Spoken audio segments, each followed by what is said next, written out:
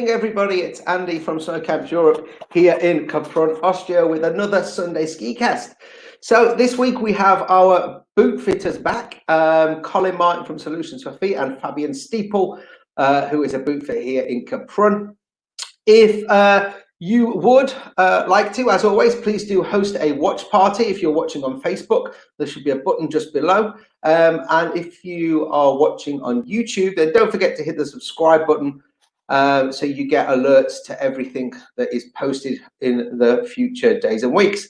If you haven't already been over to our Facebook page, then do go over, hit the like or follow button, and then you'll basically get our daily updates. As you will see, we are skiing again here in Capron, and we have been up on the glacier on Friday, and we were up there today. The snow is absolutely fantastic, although the light has been a little bit flat. So tonight we're going to try and finish off our boot fitting questions from 2 weeks ago. We've also got some new questions that you've sent in. And as always, if you have any questions that you would like to put to the guys, or even if you just want to say hi, then pop them in the comments below, and we will work our way through those as we go through the pre-asked questions that you have already sent in. So here come the boot fitters. I'll bring them onto the screen. Good evening, Fabby. Good evening, Colin. Good evening, Andy. Hi, guys. Good evening, Andy. Both of you are fit and well? Prepared. All good. I could complain. You guys are getting some skiing, so I will complain. That is right. Me and Fabby have been skiing. We were skiing on Friday. We're skiing today. It's all good. It's all good. Right. And we ski tomorrow. And we're skiing tomorrow, yeah. Yeah, we do. and probably the day after. Anyway, let's get straight into these questions, guys, because as we know, last time we ran out of time and we had so many questions. So the first question is quite a nice, easy one, really. I'm not sure who sent this in, but whoever did, thank you very much. When is the best time of the day to have your boots fitted? Colin? Well, for me, whenever you can get an appointment is the first answer. If there was an ideal time, people would possibly say the afternoon because your feet are slightly swollen. But, you know, the ski boot will absorb some of that skiing when you're in a high altitude environment and the cold. Your feet will shrink back a little bit as well. So I'm not really sure there is a perfect time of day. Everybody's feet are different. Okay, so whenever you can get an appointment, basically, or whenever you can get into the shop, just go in and get your boots. Yeah, cool. Nice and easy. Okay, again, not sure who sent this one in, but who is the most famous person you fitted ski boots to, Fabby? I have to say Andy Rose. Sorry for that. But yeah, it's the most famous person in Cameroon at least. But to say worldwide, I must say it was Marcel Hirscher in his first year on the World Cup Tour. When he was still skiing Technica and Blizzard. Okay, and Colin, famous people? Steve Redgrave, Chris Eubank, Graham Bell from Ski Sunday. Okay, fantastic. Cool, good. Okay, so Gemma O'Regan asked a question on the last cast, which we weren't able to get to. And basically she says, I have a question about my boots. I bought them at the start of last year and got them fitted in a shop in Austria. So I'm finding that my last 2 and 3 toes on my right foot are going numb. I think I should have gotten a wider fitting boot. Is there such a thing? Any guidance gratefully appreciated. Colin? Well, the most important part is to get the heel and the ankle of your foot secure in the boot. So you can stretch a ski boot. We can stretch a ski boot in width probably easily up to 8 millimeters, 10 millimeters if necessary. So it could be the liner, it could be the insole, but I don't think it's a throw the boots away job. It's a go to your boot fitter and have some adjustments made. Yeah, I suppose, Gemma, the question from me would be, did you have any adjustments made, or did you buy them? Maybe they put in a footbed and then you went skiing and you got the pain, but you never went back. Because if there was no actual customization done at the time, then maybe that's what needs to be done. And to be fair, skiing in your boot before having anything done is quite often a good thing to do anyway. So hopefully that helps, Gemma. Let us know if you're watching in the comments tonight. So next one from Rosgod Goddard. Can you recommend how to make boots wide enough to make them comfortable? I have quite a prominent bunion on my feet. I don't know if that's on both of his feet or on one of his feet. And he has a foot that is 104 millimeters wide. Fabby.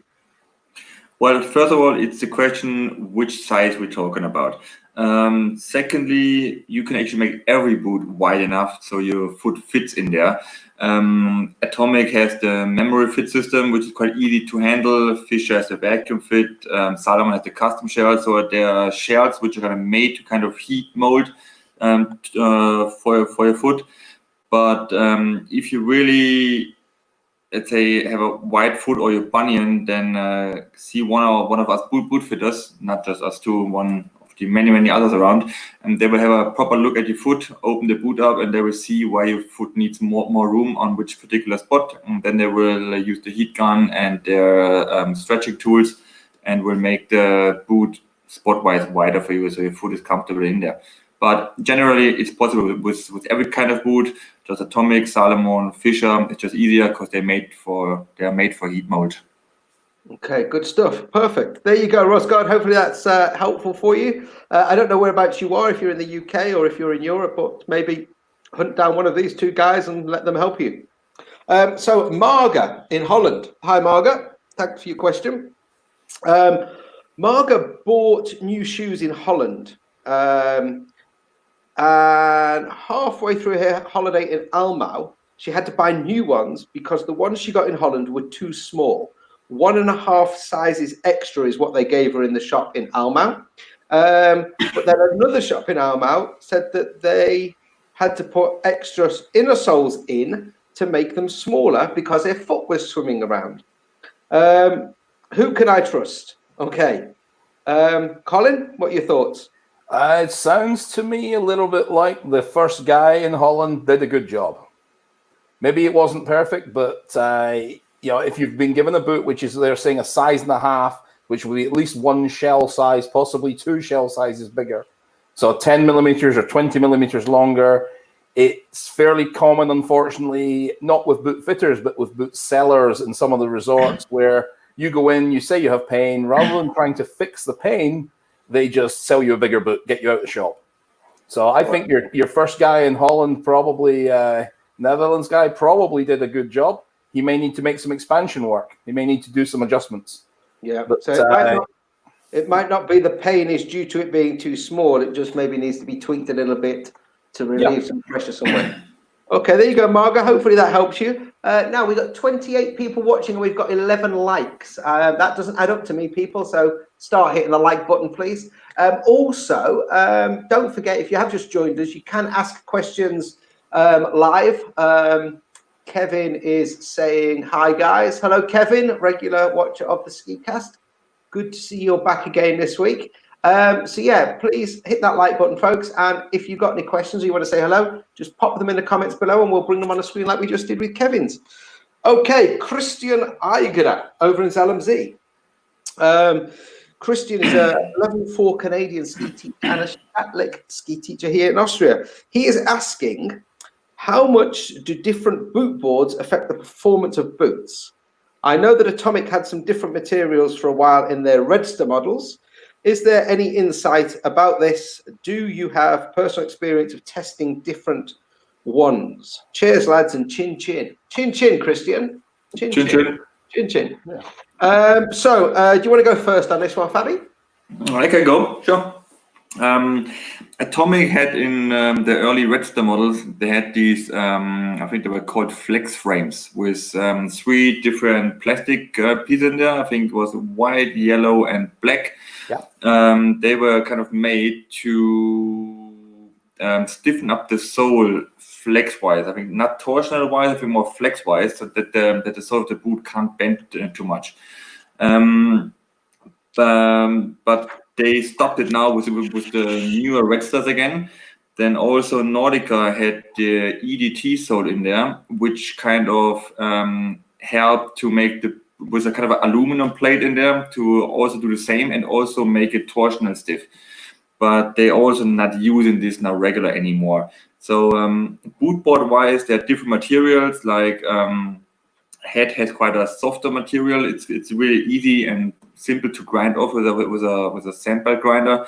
Fischer is too different. They have a harder material and a softer material, but I don't really see that these, if they're not screwed into the boot or attached to the boot himself, I don't think that they do a big difference torsion-wise or flex-wise of the ski boot sole. So if you screw them in, they definitely will make a big difference. But if they just lay there loose, I don't see that they make a big difference. Maybe I'm wrong. Let's see what Colin has to say about that. Yeah, Colin, any thoughts? I certainly in racing, I think, as you say, Fabby, that until they're screwed into the boot, they make no difference to the flex or the torsional rigidity of the boot. Maybe some of the freestyle freeride boots have a softer blown PU foam, which is a much more cushioned material. So not for performance, but for comfort on that type of boot where you're taking big hits, big landings and things like that, then that softer material in the baseboard can make a difference. Okay, good stuff. For the most part, it's we don't want to put soft tires on the car. Yeah, for sure. Yeah. There you go, Christian. Hopefully that has answered your question. Hopefully we'll see you up on the glacier sometime soon. We got a couple of people coming in on the comments.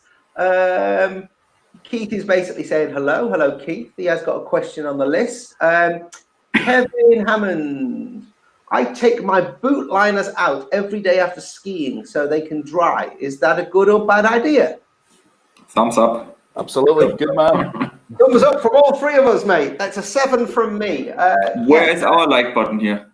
Yeah, we need a like button so we can like that, Kevin. No, or golden buzzer from BGT.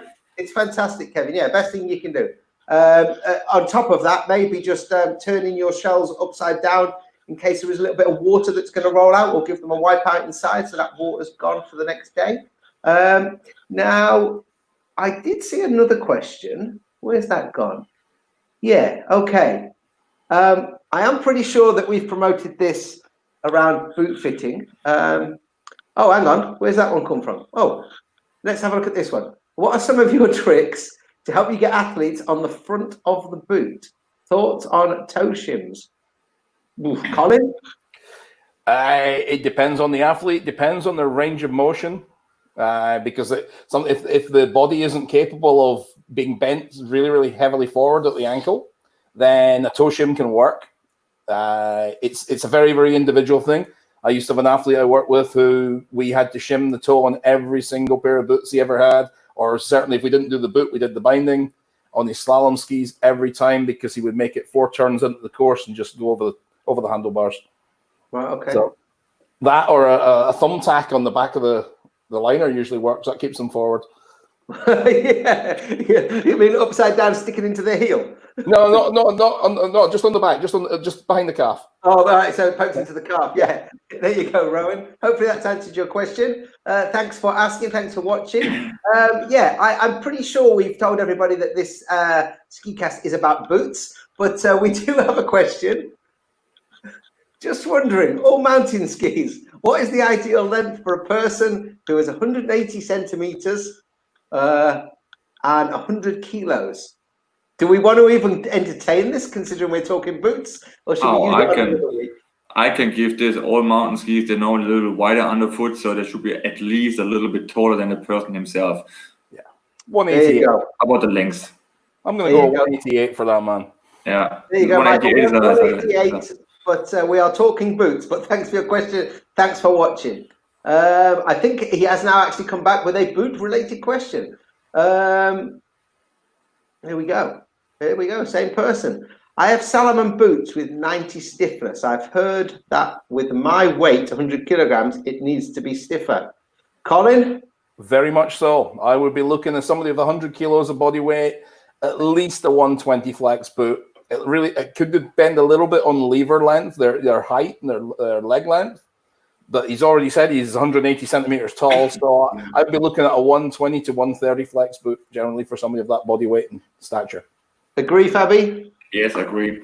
Yeah, that's a pretty soft boot, Michael. So yeah, maybe. I mean, we don't even sell a men's boot below 100 flex in our store. And he's also been skiing since 2013. So I think you're probably an averagely good skier, mate. Get yourself a stiffer boot. Kevin says he does drain the water out of his shells. Good work, Kevin. Well done. And he's also said thank you for our answers. Cheers, Kevin. Okay. Another one from the comments, because we've got a lot in the comments now. Still only 25 likes and 31 people watching, though. Hit the like button, people. Hi, guys. For ski lab and boot fittings, do you recommend ultra cam machines or grinding machines? Ooh. I don't actually have a clue what any of that means. So one of you guys, go for it. Colin? Okay, so I think a good boot fitter will have all means of working on a boot. So with modern lightweight plastics and some of the shells from Salomon, Atomic, and the likes, a boot grinder is not a lot of use to you because you'll be giving you air conditioning in your ski boots very quickly. The Ultracam similarly is very good for specific big 4-foot width stretches. But then having a boot fitter will have a range of different presses to do different jobs. So I would, if I was starting a ski shop, an Ultracam wouldn't be my first purchase. It's a very expensive purchase.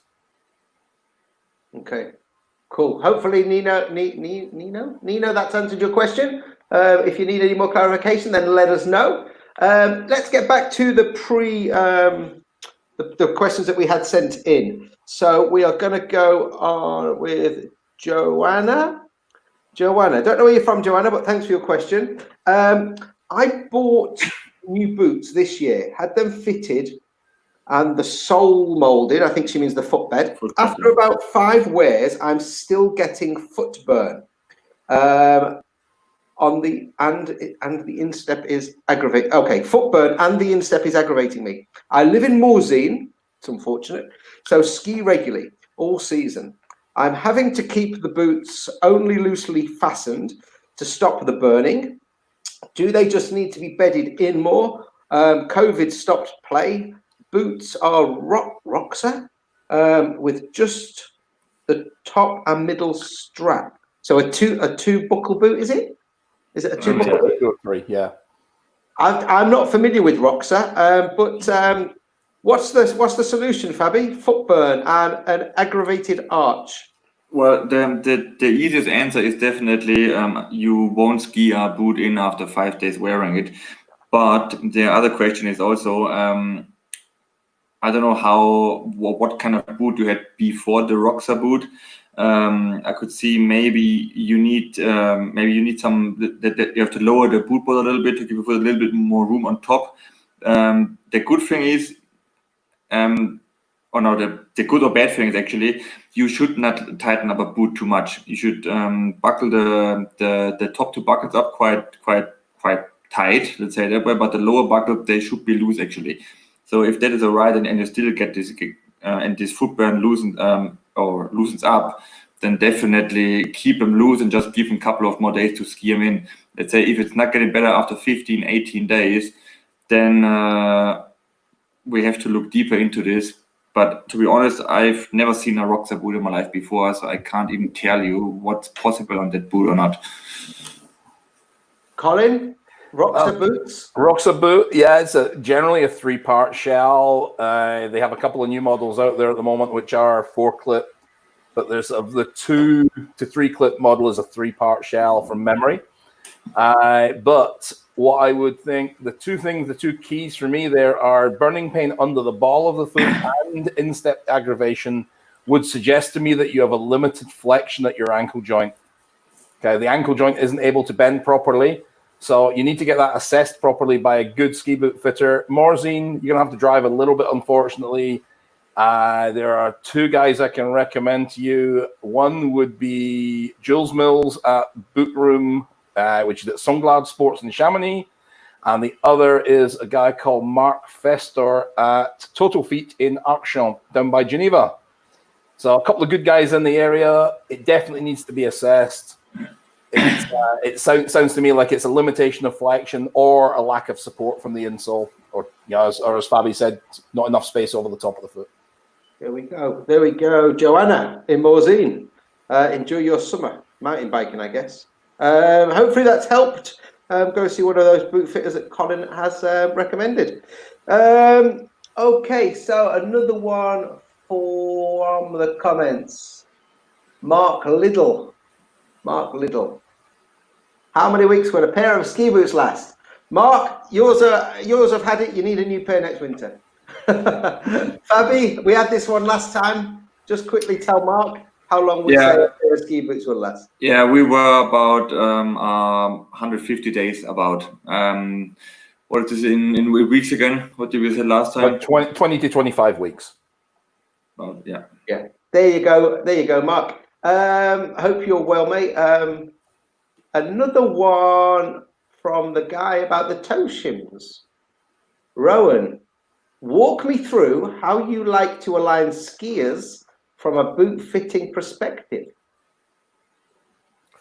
Colin? Oh, thanks. You're ganging up on me tonight. Okay, so it's always, for me, it's from the foot out the way. So we start with the selection of the boot. We start with from there, we have build the insole, build the custom insole. The next thing we do for alignment is we check the cuff of the boot to align that to the skier's lower leg. So center the leg on there. Now, in ski racing, it's a little different. Fabbi will maybe go through more on ski racing. You can build a stance using the cuff of the boot. But for recreational skiers, we look at getting the center of the leg and the center of the cuff. Once we've done that, we can then use a plumb bob or a laser line to basically determine if we need to do any work on the sole of the boot. So sole milling or what we call intra-boot, cantology and things like that, which are shims which go under the boot to tip the whole boot over. Okay, there you go. I would also look at fore-aft balance, because fore-aft is often more important than lateral. Yep. Agree. Okay, I'm just checking the comments. Okay, Kevin Hammond got another question for us.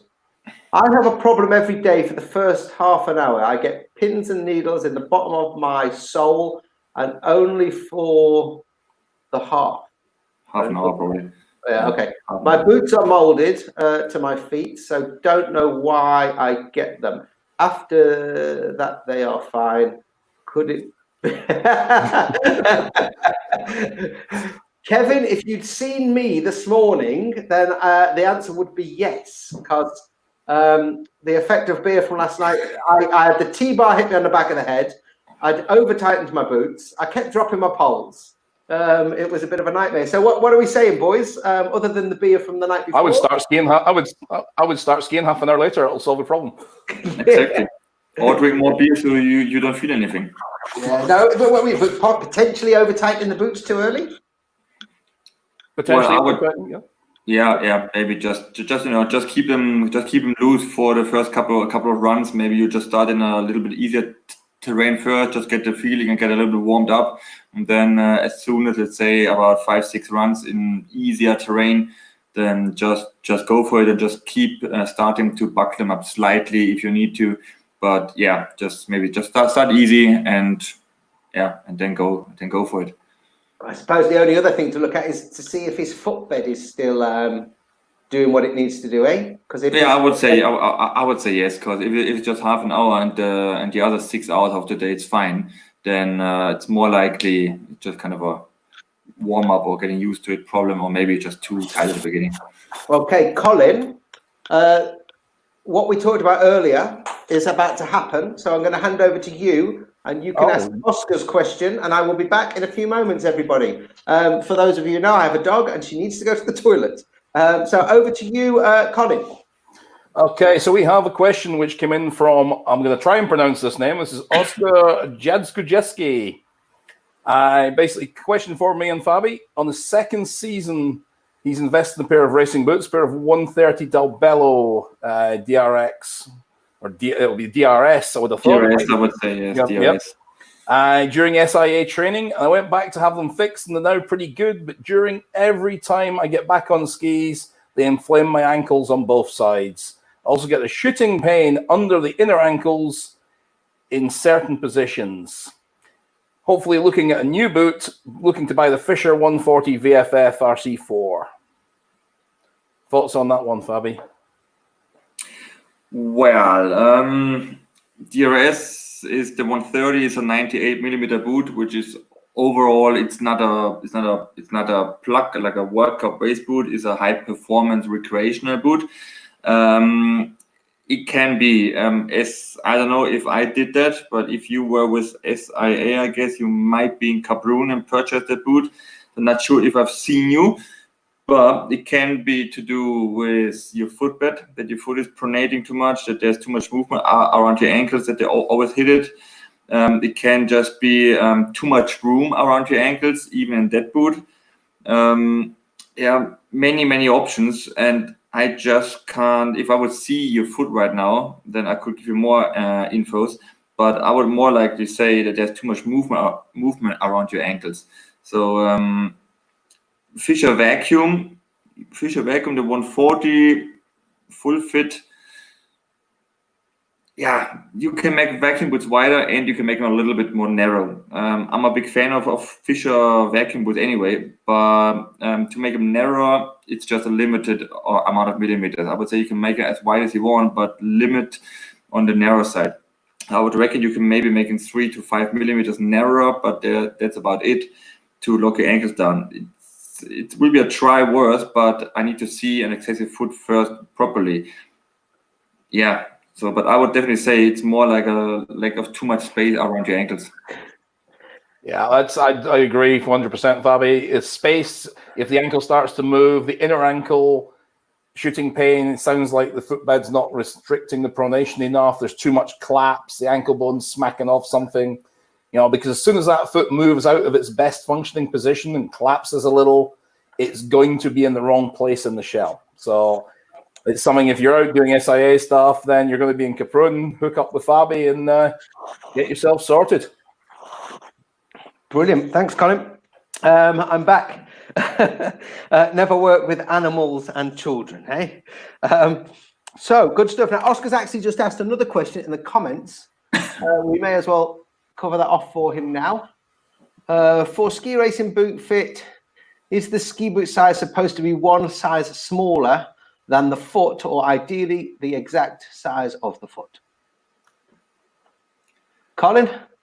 I'm going to plead the fifth on this one, because what's the exact size of the foot? Don't tell me it's a size 9 and tell me what you should be in a size 9 ski boot, because neither exists. I think it's very much a case of the shell fit. You have to put the foot into the shell. Yes, for a racer, an athlete, we will use a smaller, normally lower volume shell than a consumer, a recreational skier, but it doesn't necessarily mean they go down a size. They may stay in one size. They may be in one boot model, they stay in one size, in a different boot model, they're down a size, depending on how it runs. Yeah. Down to how much space there is in the shell.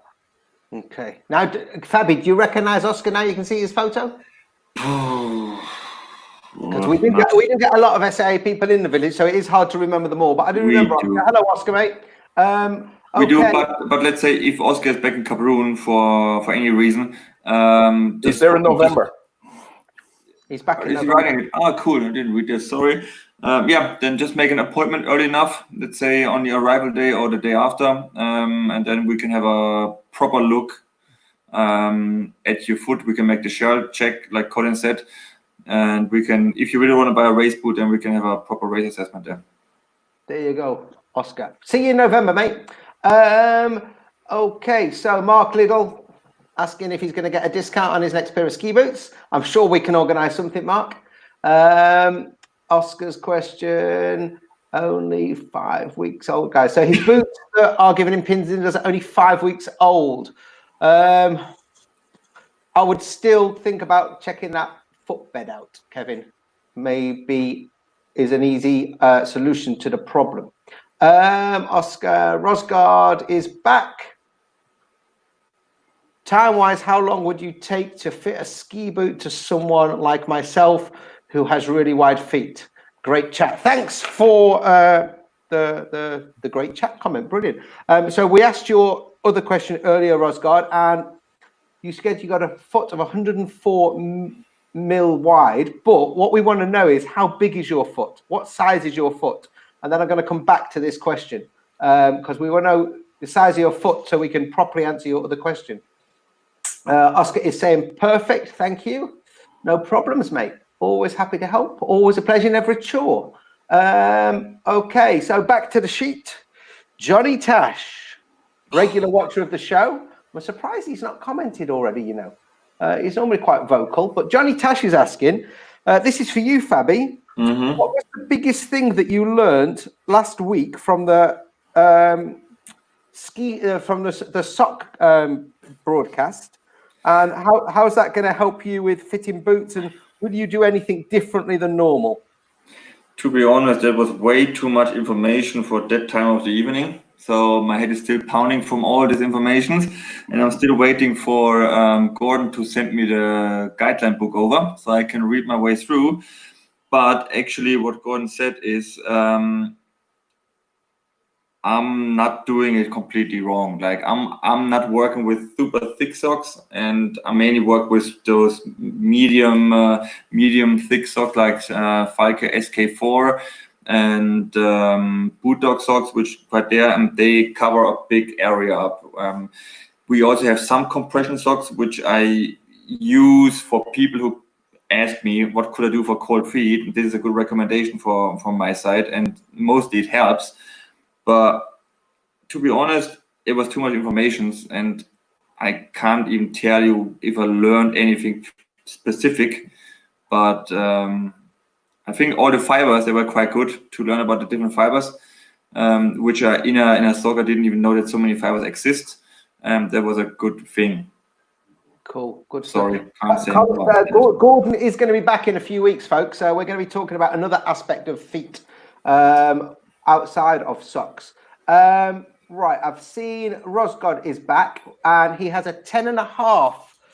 A 10.5. So is it 104 mil wide for a 10.5? No.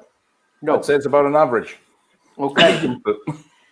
So going back to your original question, Rosgod, your foot's not actually that wide, but maybe it's the bunions that are giving you the trouble. And as the guy said, go see a boot fitter, see what they can do in the way of changing the shape of that boot for you. Thank you for watching. Now, I've just seen an interesting one.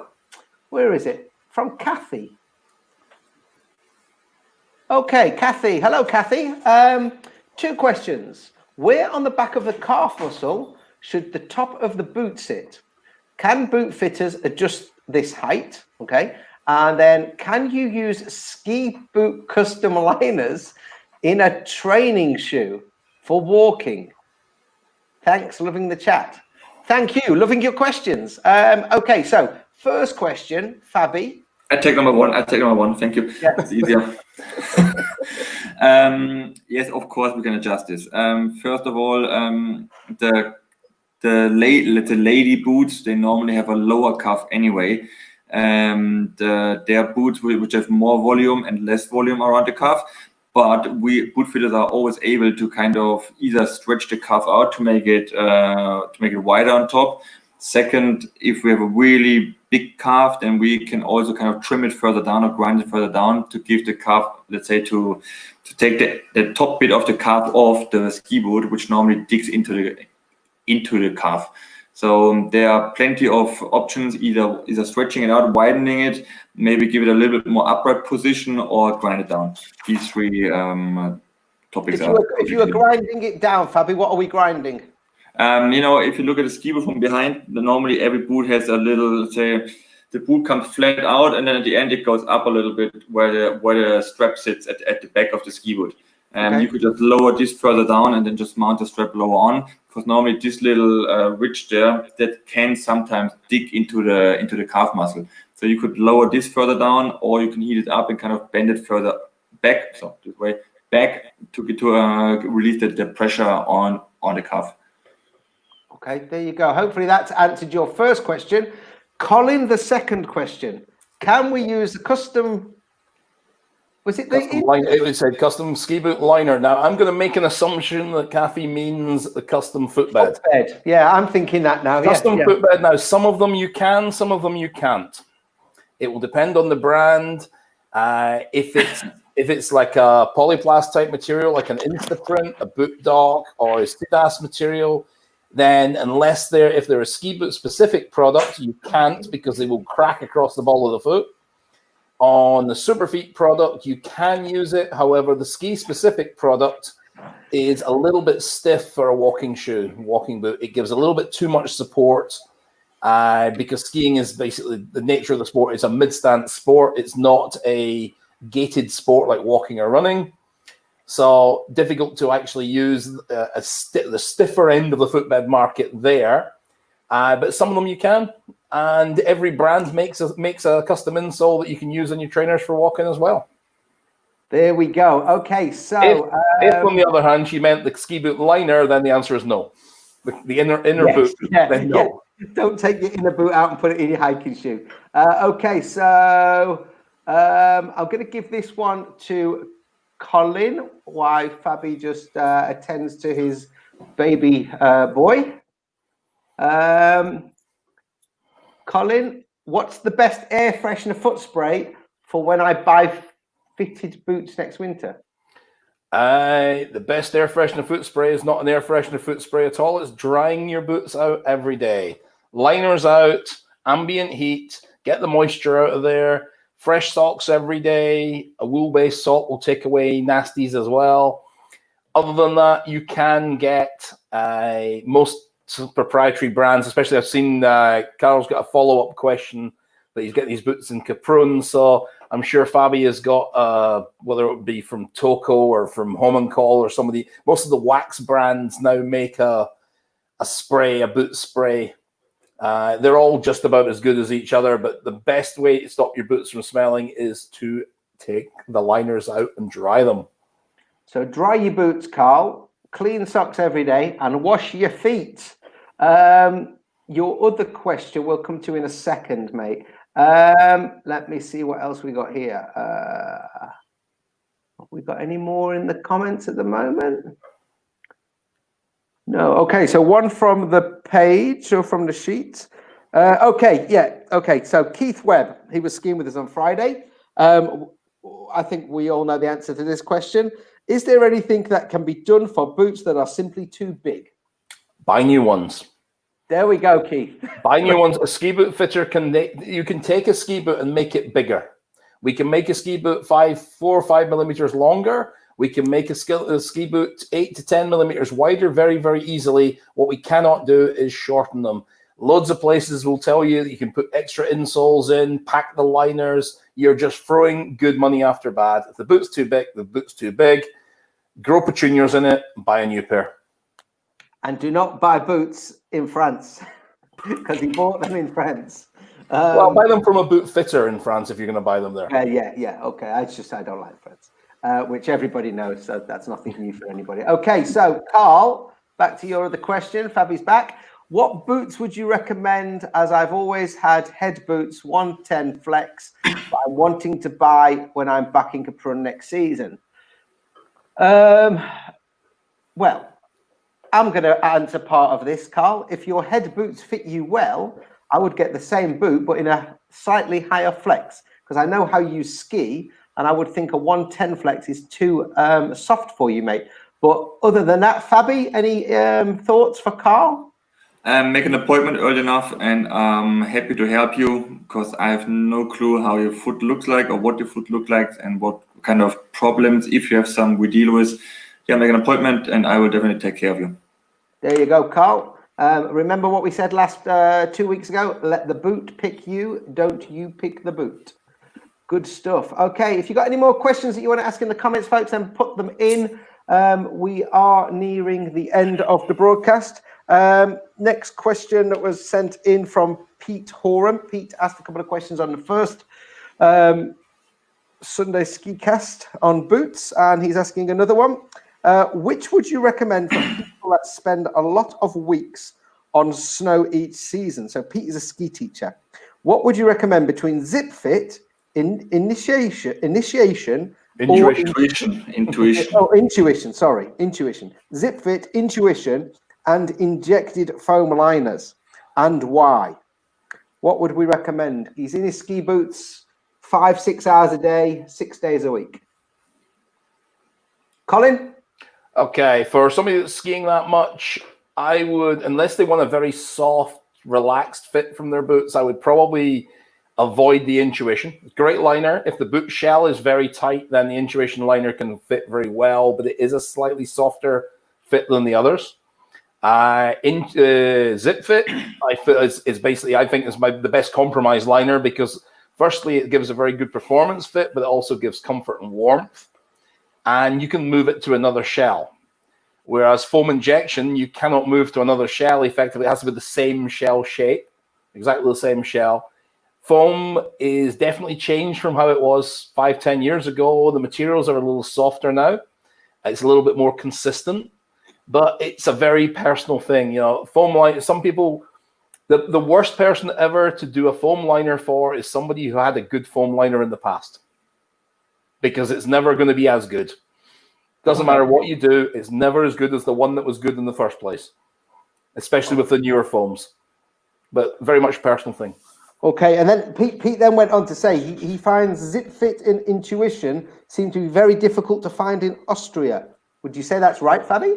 Definitely it is right. Yeah, intuition liners, I would say more often than zip fits, but zip fits are kind of pretty rare in Austria. In my shop, we don't have spare intuition liners or any zip fit liners. So if I need an intuition liner, I take some out of a Dalbello kind of a freestyle boot, because they have them mostly in all of them. But let's say if you really look forward to get a zip fit liner, then as I understand, you can inject cork into it on different places. Then I can't really help you because I've never done that before, and I'm scared that I will mess that liner up. So if you want to have a zip fit liner, then maybe get that one before you come back to Austria, somewhere in the UK. Somewhere in the UK, like Bister. Yeah, Bister. There's a Bolthead guy who can help you. I have 180 pairs on in a shipment at the moment, which should be arriving with me in the next 2 weeks. There you go, Pete. I can't remember where you live, Pete, but I'm sure you could get yourself to Bicester to see Colin. Well, he can't travel abroad anywhere right now, so he should not do a nice road trip in the UK. Yeah, there you go. When did you say you're reopening again? 4th of July? 4th of July is the plan at the moment. We'll keep that updated on the website, solutionsforfeet.com. Go to the website, Pete, give Colin a call and go and talk to him about zip fit liners. Brilliant. Okay, and we've got another one in the comments from Tim. Hello, Tim, mate, a regular on the Sunday Ski Cast. Hi, guys. Nice to see you all back. Thank you very much. What is the most common mistake people make when buying boots? Fabby? Putting their foot in and saying the boot is too small. But you have a big kind of empty space around or behind your heel. So, and if you don't have a experienced boot fitter and just a salesperson who's not really trained in that, they would straight give you a size bigger, and then you have the problems coming up even more. So when you put your foot into a ski boot, your foot automatically slides forward till the end. Either way, 2 options: either buckle up the boot or just close the upper part buckles and bend your knee a couple of times forward to drive your heel back, or put the boot on and kind of just hit your heel onto the floor a little bit to drive your foot back either. And then you will see after a couple of seconds that the boot is not too small. So this is the most important trick to avoid buying boots too big or too long, at least. Good stuff. Okay. He's also got a follow-up question. How much can you tell from a visual analysis, Colin? Quite a lot. In plain simple is what we're looking for when we're doing an analysis of the foot. The ankle is width, how the foot feels, flexibility, how much range of motion each of the joints has. So that can tell us how much compression the foot can accept or tolerate, how much support the foot needs or doesn't need, whether it needs to be a very flexible foot will need a stiffer support than a very rigid foot, which wants a very soft support. It gives us an idea of the shell shape because we've been working with the boot shells.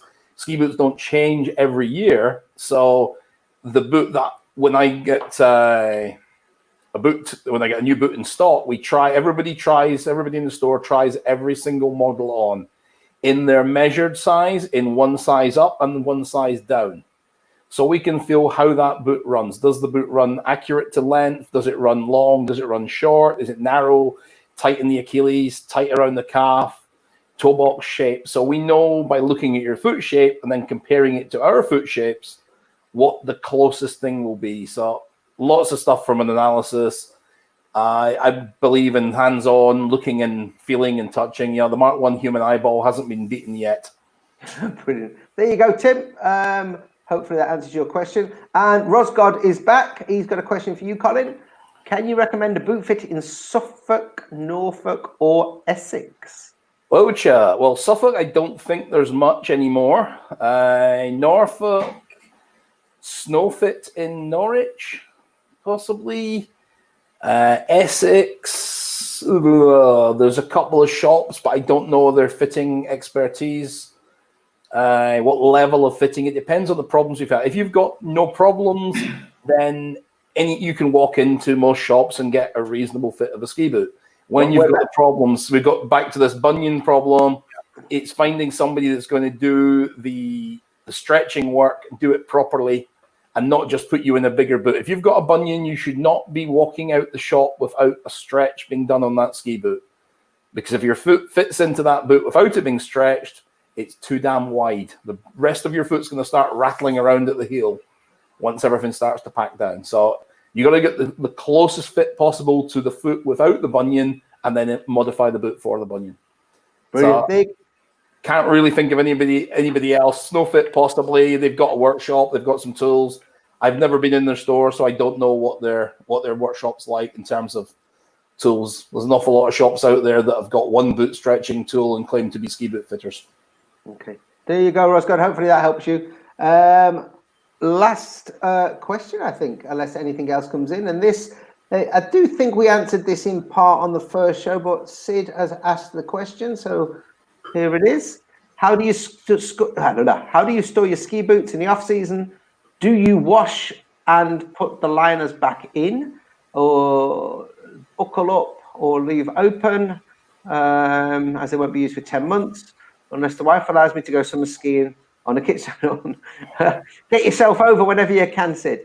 Another question to Fabby. So there's two questions. There's one about storing the boots in the off season, and then for Fabby, do you get many instructors prevailing of your services, and do they know much about their boots? So Fabby, you answer that one first, mate. Ski teacher. What is prevailing? Is another word for it, which I understand. Using your service. Coming to use you, coming to visit you to get their boots. Well, yeah, actually they do. From the examiner team, I have quite a few people to get which get their boots fitted by me. Then the Pinsker Valley is quite big, so even seasonal workers they will get sent down to me. As in this valley, I would say the only boot fitter. I think there's Marcel Harkleit, and this in Saalbach Intergem, but otherwise, other from that, I'm the only one here. So that's why we get a big amount of ski instructors which come by to see me, as we also have the biggest amount of ski boots in stock and the widest range of boots, where I can just help myself to find the perfect boot for the ski instructor. But yes, I have a lot of ski instructors in my customer. Yeah, for the people who don't know, and I think Sid will know this, but for the people who don't know, Kaprun is kind of an epicenter for training of ski teachers. There are several organizations that bring ski teachers or wannabe ski teachers to Kaprun for preparation courses and for their exams. And obviously we have the Salzburg Skilehrer band based in LMZ. The Wiener band also come here. We also sometimes get the Tyroleans and the Upper and Lower Austria bands. So it is full of ski teachers. In November, there are literally 500, 600, 700 trainee ski teachers, and they all have issues with their boots. So Fabby is kept pretty busy. So the other part of the question, Colin, storing the boots in the off season. Okay, so dry them out properly to start with. So liners out for a couple of days, warm room, nothing more. Do not put the liners in the washing machine. It doesn't work. It just breaks them. So dry them out. Put them back together, loosely clipped up. If you want to put a little air freshener or tumble, somebody suggested to me the other week, and I thought it was a really good idea, tumble dryer sheets into the top of the boot, just makes them smell pretty. Just takes any moisture away, any fluff away, but it also basically helps it just freshen up a little bit. Loosely clipped up and stored in an ambient temperature. So under the spare room bed, in the spare wardrobe, not in the loft, not in the shed, not in the garage. Okay, unless you haven't got a spare room or a spare bed or a spare wardrobe. Well, in that case, I'd have them in the living room. Yeah, under the Christmas tree. Absolutely. That stays up all year long. Okay, we got one more question coming from Michael, and then we are we're gonna wrap up for tonight, folks. We are getting to the hour mark. Michael Swatton, hello, mate. I hope you are well. Recently had a birthday, I believe. My current ski boots are Atomic Live Fit, which mostly I love, but I don't feel that I'm getting enough support from the power strap. Can you get an aftermarket one that will tighten more? Fabby? Yeah, definitely you can.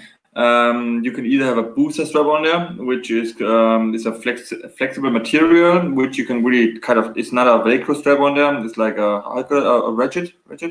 Or how do you call this, Colin?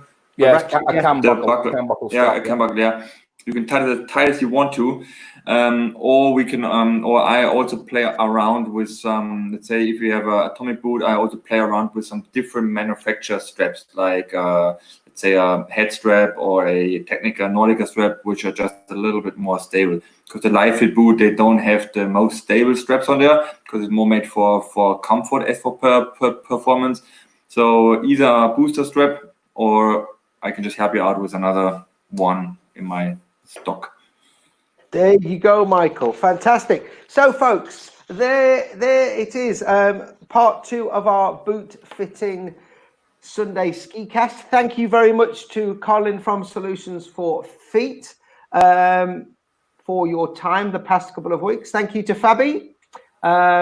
And I will see you tomorrow to go skiing. I'm going to just put you guys in the green room, and I'll come back to you once we've ended the broadcast. So bye for now, guys. Thank you very much. Very interesting. Catch you in a second. Cheers, guys. Have a good night. So there you have it, folks. The Sunday Ski Cast boot fitting talk with Colin and Fabby. Another great success by the look at your likes. We've had a good number of people watching. Please do continue to come and check out the Facebook page and the YouTube channel. We are trying to line somebody up for next week, potentially from one of the world's biggest ski companies.